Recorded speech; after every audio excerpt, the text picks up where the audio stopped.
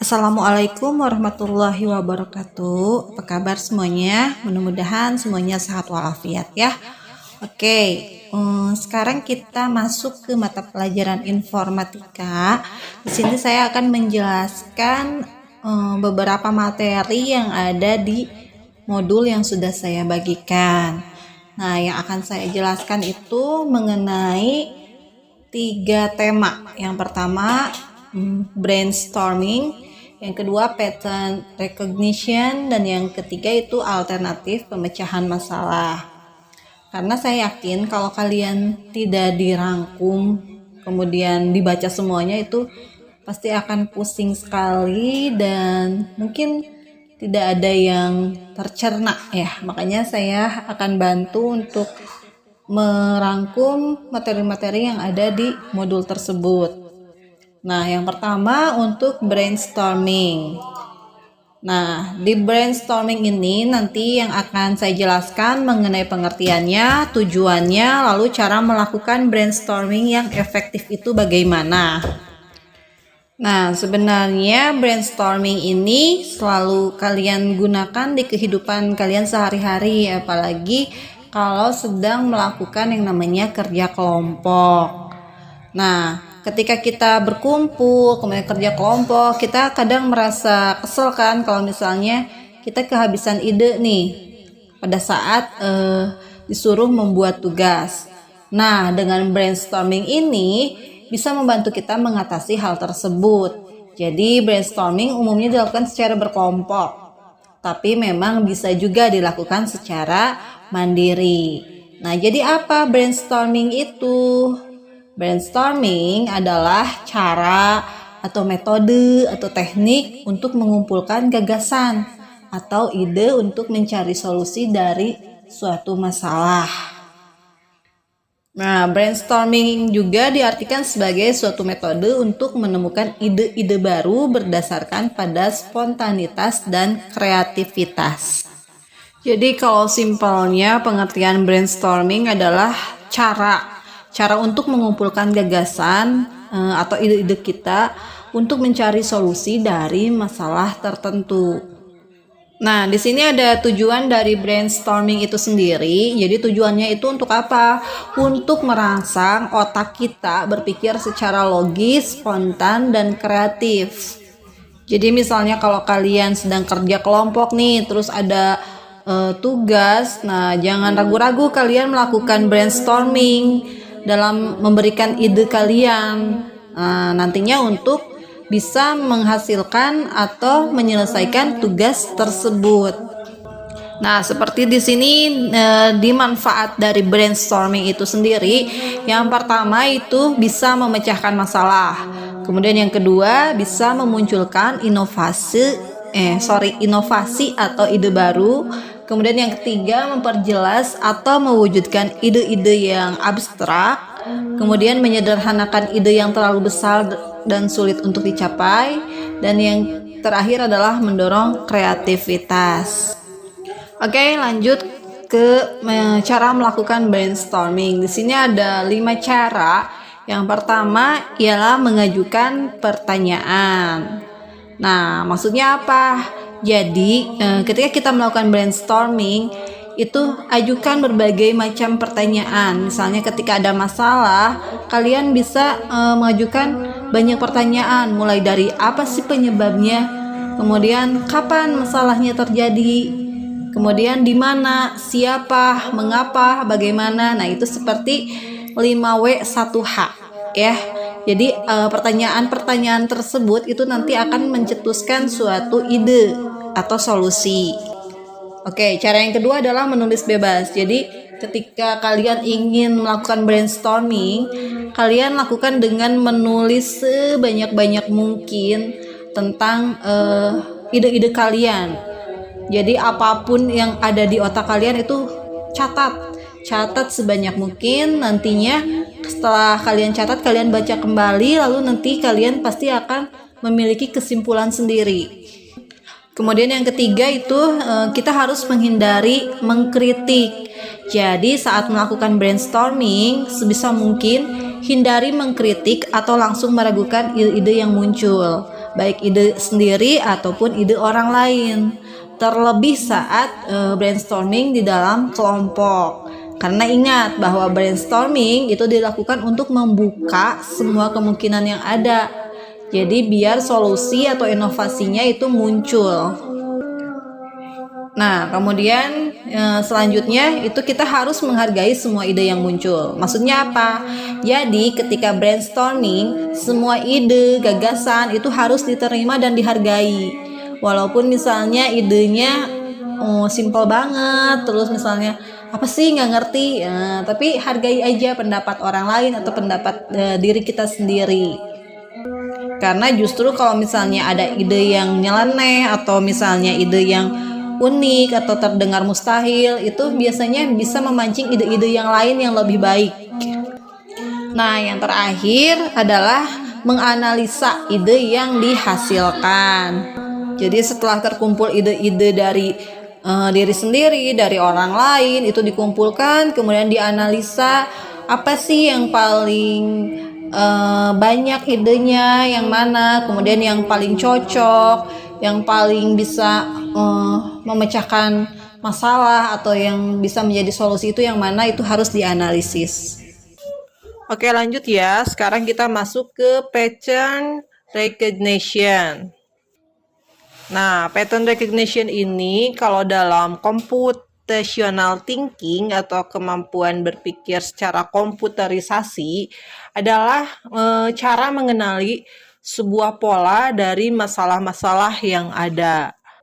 Nah, dalam pengertian pattern recognition itu sendiri adalah suatu kemampuan untuk mengidentifikasi persamaan atau bahkan perbedaan pola, tren, dan keteraturan dalam data yang kemudian digunakan untuk membuat prediksi dan menyajikan data.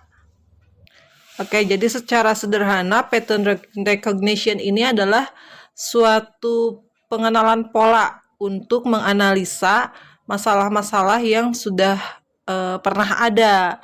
Jadi misalnya kalau kalian sudah punya masalah tentang kesulitan belajar, kemudian 2 tahun kemudian kalian menemukan kembali kesulitan belajar, nah kalian itu sudah bisa menyelesaikan masalah tersebut karena kalian masih ingat bagaimana cara dulu kalian menyelesaikannya. Atau gini deh, contoh kecilnya adalah ketika kalian melakukan rutinitas kalian setiap harinya, mulai dari bangun tidur, kemudian kalian membersihkan atau membereskan tempat tidur, kemudian sholat, mandi. Nah, setiap harinya kontinunya seperti itu. Nah, itu adalah sebuah pengenalan pola yang secara otomatis akan kalian lakukan setiap saatnya ketika bangun tidur. Atau contoh lainnya, misalnya manusia ya. Manusia itu sama-sama memiliki 2 mata, 1 hidung, kemudian 1 bibir, 2 telinga. Tapi kok kita bisa sih ngebedain si itu namanya A, si ini namanya B, C, dan lain-lain. Atau mungkin dengan yang tidak kenal ya memang tidak kenal. Nah, kenapa terjadi seperti itu? Karena terjadinya adanya pola-pola di dalam otak kita yang bisa merekam apa yang kita lihat. Jadi meskipun si A dan B memiliki 2 mata yang sama-sama memiliki 2 mata maksudnya, tapi kita tidak akan terkecoh atau tidak akan salah mengenali orang tersebut. Nah, itu contoh sederhana dari yang namanya pola recognition atau pattern recognition. Sebenarnya masih banyak sekali contoh-contoh lainnya. Nanti kalian bisa menganalisis seperti apa sih contoh lainnya itu ya. Di internet juga banyak sekali itu contohnya, bisa kalian searching tapi sambil kalian cermati juga. Nah, kemudian masuk ke tujuan untuk pattern recognition ini sendiri. Tujuannya untuk apa sih?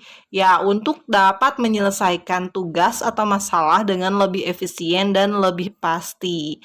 Jadi dengan adanya pengenalan pola ini, kalian akan lebih apa ya, lebih siap, kemudian lebih pasti menyelesaikan masalahnya harus seperti apa, karena sebelumnya kalian sudah merasakan atau melakukan hal tersebut atau menghadapi masalah tersebut. Jadi kalian sudah lebih siap, lebih pasti menghadapi masalah itu, bagaimana solusinya, terus harus apa. Nah, itu jadi lebih pasti ke kitanya juga.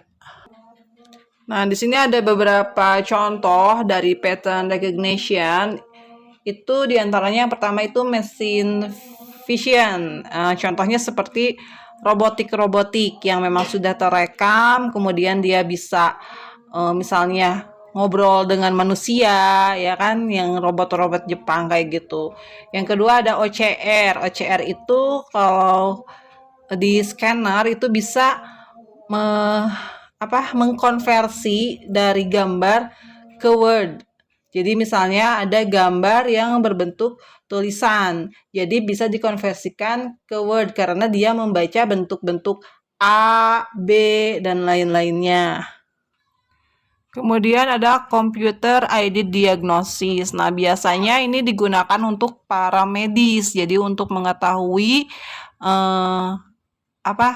penyakit apa saja yang diderita oleh pasiennya.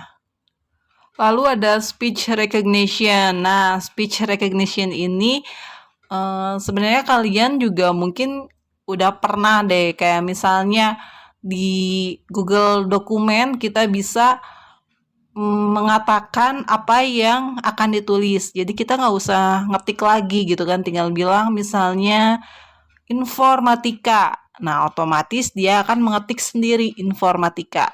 Atau kalau kalian suka menggunakan Google Assistant, itu juga masuknya ke speech recognition. Jadi ketika kalian mengatakan apa, nanti secara otomatis si Google itu akan mencarikan apa yang kita katakan. Lalu ada face recognition. Nah, kalau ini seperti misalnya untuk pendeteksian wajah. Sekarang kan udah banyak sekali absen dengan wajah ya, bukan lagi dengan fingerprint, tapi dengan face print katanya. Nah, face recognition ini adalah untuk mendeteksi wajah kita yang nantinya setelah dideteksi itu akan keluar dari mulai nama, kemudian alamat, kemudian jenis kelamin, dan lain-lain. Nah, yang terakhir adalah biometrik. Kalau biometrik itu banyak contohnya ya, yang termasuk face recognition itu adalah termasuk biometrik. Atau yang selalu digunakan oleh absen-absen sekarang kayak fingerprint itu juga biometrik masuknya. Oke, next kita masuk ke alternatif untuk pemecahan masalah. Oke, yang pertama di sini ada pemilihan masalah atau define the problem.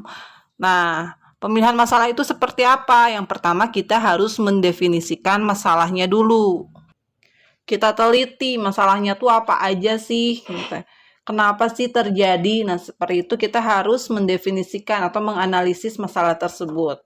Yang kedua, kita harus fokus pada satu masalah dulu. Jadi kalau misalnya masalahnya banyak, itu kalian rinci mana yang benar-benar masalahnya itu paling berat. Nah, fokus pada masalah yang satu itu. Nah, alternatif yang kedua adalah analisa masalah atau analyze the problem. Nah, tujuannya adalah untuk apa? Untuk mendapatkan pemahaman yang lebih baik tentang masalah yang akan dipecahkan sebelum dianalisis lebih jauh. Jadi masalah itu harus dicari dulu kenapa terjadi, kapan terjadinya, seberapa sering terjadinya. Lalu cara yang ketiga adalah membuat daftar solusi alternatif atau identify alternative solution. Jadi ketika kalian mendapatkan satu solusi, kalian lihat lagi dari satu sisi. Kalau solusinya A, masalah yang terjadi B, C. Kalau solusinya B, masalah yang terjadi cuma D. Nah, berarti solusi mana nih yang paling tepat? Dan yang terakhir adalah pilihlah solusi yang terbaik. Select the best solution. Karena pada akhirnya itu solusi yang kita ambil itu pasti yang menurut kita yang terbaik. Apapun hasilnya, yang penting kita sudah memberikan yang terbaik untuk solusi tersebut. Oke, materi untuk bab 1 ini saya rasa sudah selesai. Nah, nanti ada video untuk cara perhitungan yang biner ke desimal dan desimal ke biner ya. Untuk yang belum paham atau belum mengerti silakan simak videonya, tapi saya yakin semuanya sudah mengerti karena sudah dipelajari di SMP ya. Kalau materi biner itu sudah dipelajari di SMP, atau mungkin ada yang lupa atau bagaimana, bisa kalian simak kembali. Oke, sampai di sini dulu. Terima kasih atas perhatiannya. Wassalamualaikum warahmatullahi wabarakatuh.